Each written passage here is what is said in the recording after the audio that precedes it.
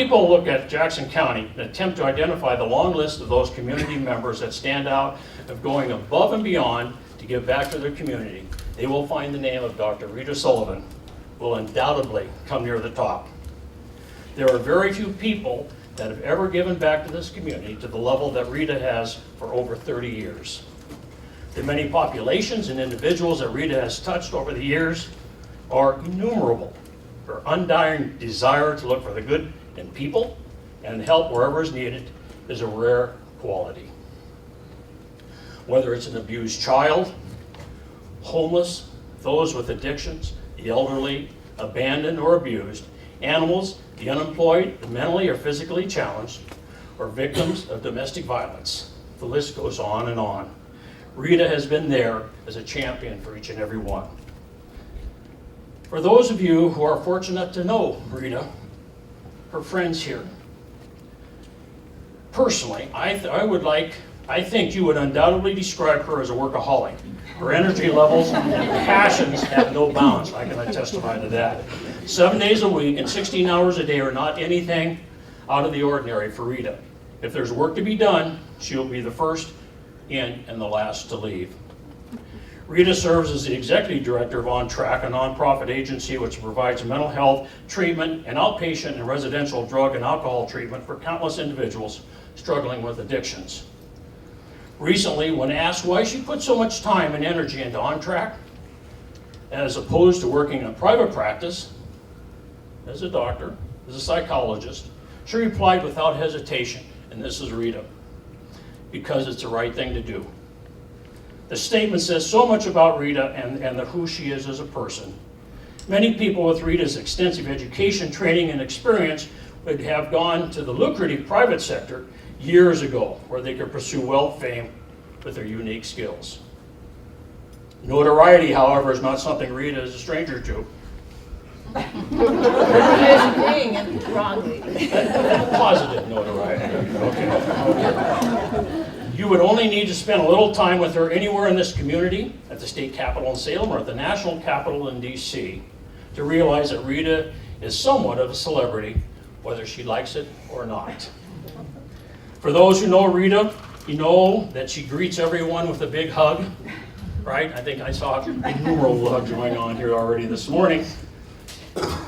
Let me catch up here where I'm at. Okay, really with a big hug, and that it is not just here in her local community. She has championed and fought so many causes over the years that she cannot walk the halls of the Capitol in the state or the national level without being greeted and hugged by countless representatives and senators. In conclusion, it is very difficult to sum up Rita Sullivan in a few short paragraphs. Read my deal here. In reality, one could probably write a book to sum up the many accomplishments that she has.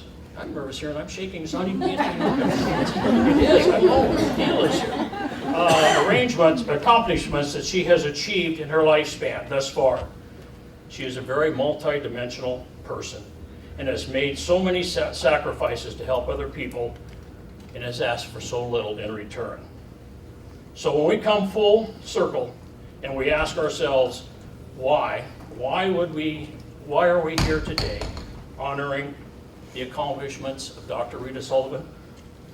A very brilliant woman once said, because it's the right thing to do.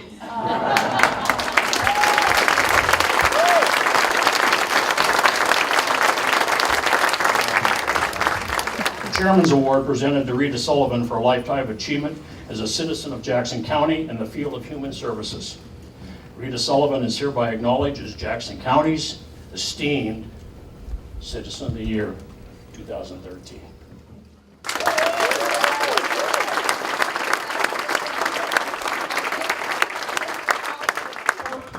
The emotion that comes to mind for me is just humility. I mean, I'm up here being recognized for the work that has been done collectively in this community as long as I can remember. There isn't one person here that couldn't be up here taking accolades for the same thing. The part that I think is the hardest for me to express is the people sitting here that do the work. that do it for little money and little regard, but create the outcomes that are stunning. And that's the staff that I work with, many of whom have been with me since the beginning. And that's pretty old, actually. Could the staff that I have here stand up?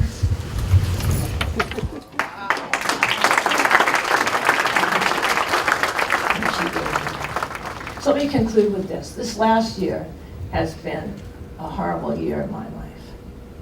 It makes me closer to the clients we serve. And I want you to know that when you take silent inventories at night, when you've suffered losses, and your names and faces come up,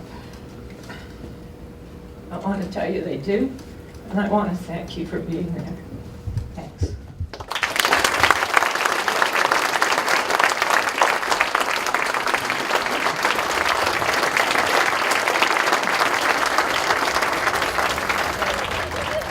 I think from the beginning, what's always driven me is seeing children suffering and then looking at their suffering made worse by removal from their parents, and their parents having only a few years ago been those very children that we wanted to protect, and now their parents trying to work through a very difficult situation, and having many of them growing up in underprivileged situations without the community and family resources they need to get where they need to go.